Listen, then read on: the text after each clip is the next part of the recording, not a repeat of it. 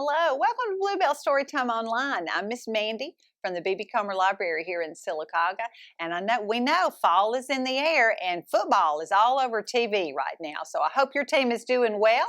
I've got a couple of football books I want to share with you today.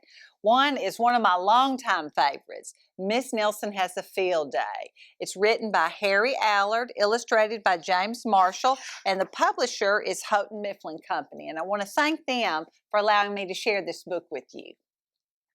For some weeks now, gloom had blanketed the Horace B. Smedley School. No one laughed or threw spitballs. No one even smiled. Miss Nelson was worried. Everyone was down in the dumps. Even the cafeteria ladies had lost their sparkle. Mr. Blansworth was so depressed he hid under his desk. "It's the worst team in the whole state," he said. And it was true. The Smedley Tornadoes were just pitiful. They hadn't won a game all year. They hadn't scored even a single point. And lately, they seemed only interested in horsing around and in giving Coach the business. "Why practice?" they said. "We'll lose anyway." "We're in for it now," said old Pop Hansen, the janitor. "The big Thanksgiving game is coming up, and the werewolves from Central are real animals. They'll make mincemeat out of our team." "What's to be done?" said Miss Nelson. "We need a real expert," said Pop. That afternoon, while Miss Nelson was grading papers, she heard wild laughter. It was coming from the teacher's lounge. Coach Armstrong had cracked up. "I'll make us a fresh pot of coffee," said Miss Nelson. When Coach had calmed down, Miss Nelson took him home in a taxi. "You need a nice long rest," she said. The next day it was announced over the PA that Coach Armstrong would be out for a long time with the measles. "Who will take his place?" said the kids. When Miss Nelson passed by Lulu's after school, a serious discussion was going on. "We need someone who can really get the team into shape for the big Thanksgiving game," said one kid. "Someone who knows how to get results." "It's too bad Miss Viola Swamp isn't around," said another. "Who?" said a kid who was new in town. "You've never heard of Viola Swamp?" said the first kid. "The meanest substitute in the whole wide world. She's a real witch. She'd have no trouble getting results." Mr. Blansworth happened to overhear. He said. Said Miss Nelson, and she wasted no time getting home. After rummaging around in her closet, she found what she was looking for, an ugly black sweatsuit. Then she made an important phone call. "I'll be right there," said the voice at the other end. The next day, Mr. Blansworth announced that there would be football practice as usual. "Whoever it is," said the guys, "let's really give him the business." The doors to Coach's office flew open, and out stepped a lady in an ugly black dress. "My name is Viola Swamp," said the lady, "and I'm here to get results." "It's Blansworth," cried the guys, and they laughed him off the field. "Oh, rats," said Blansworth. "How could they tell?" Just then, the guys heard the sound of squeaky tennis shoes. "I am Coach Swamp," said the lady in the black sweatsuit. "Holy smoke," cried the team. "The Swamp!" The team's fullback tried to pussyfoot away. "Not so fast, Mr. Smarty," said Coach Swamp. "Whoa, wow," said one of the guys. "Did you see that tackle?" Coach Swamp was a real expert. She put the team to work right away. The guys had never done so many leg raises. "More," said Coach Swamp. They had never run so fast. "Faster," yelled Coach Swamp. "This is murder," said the guys. "Pipe down," said Coach Swamp. In only a matter of days, the Smedley Tornadoes were looking better. Coach Swamp really gave them the business. Mr. Blansworth was a little puzzled, however. "Who is that Miss Swamp?" he said. "Maybe Miss Nelson knows. I'll go ask."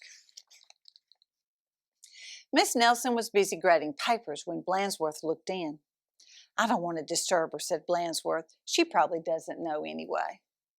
Down on the field, Coach Swamp was having a little talk with the team. "And don't ever think you can horse around again," she said, "because the swamp will be watching." When Coach Armstrong returned after his rest, he was very surprised by what he found. The guys played like a real team. "How did this happen?" said Coach Armstrong. Said the guys. On Thanksgiving Day, the tornadoes clobbered the werewolves 77-3.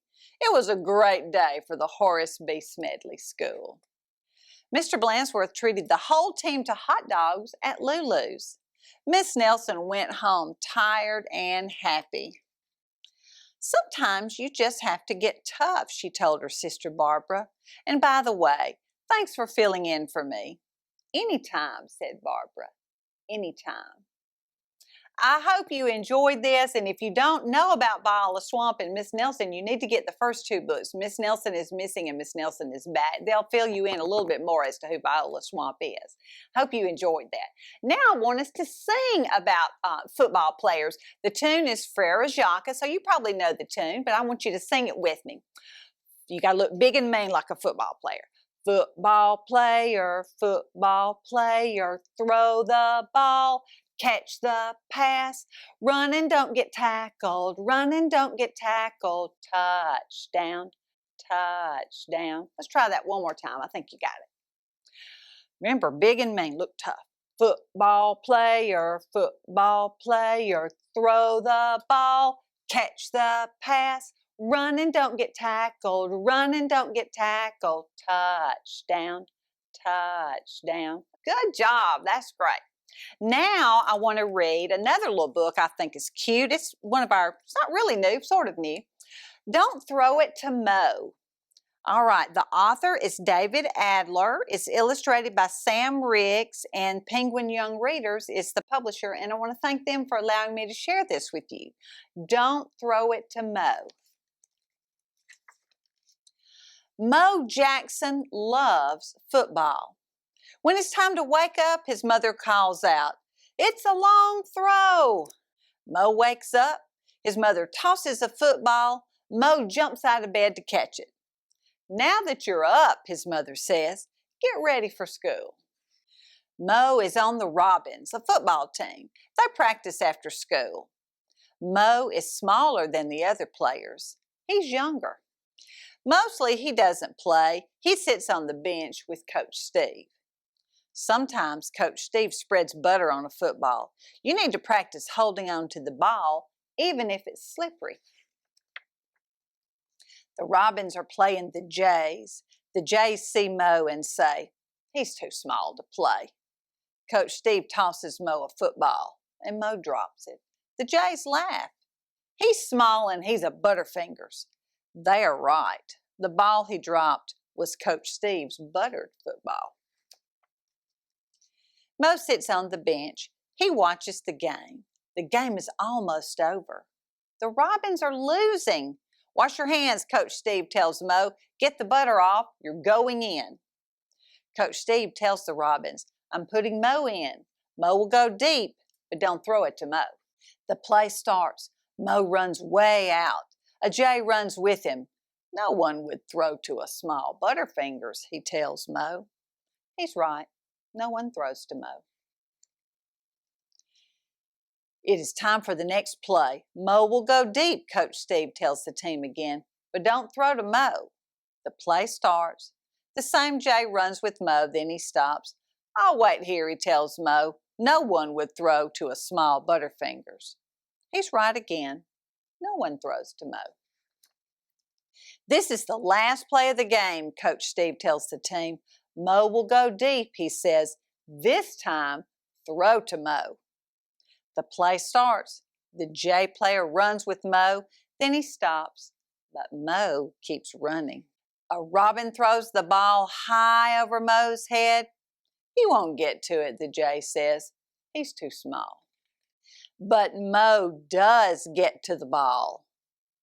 "He won't catch it," the Jays say. "He's a Butterfingers." But Mo catches it. He runs with the ball past the goal line. The Robins win. They cheer. Coach Steve Mo says, your plan won the game. No, it didn't, the coach says. You won the game. You are the one who caught the ball. Well, that Coach Steve is a really smart coach, and I'm glad they won the game. I hope your team wins this weekend, and I want you to come by the library sometime and check out some of our books. We've got some books on Auburn and Alabama and other teams too, a lot of professional teams. Those are for older kids, and we've got some for younger kids. When I grow up, I want to play for the Auburn Tigers and Good Night Crimson Tide. We've got several more that I think you would enjoy. Have a nice week, and thank you for joining me at Bluebell Storytime.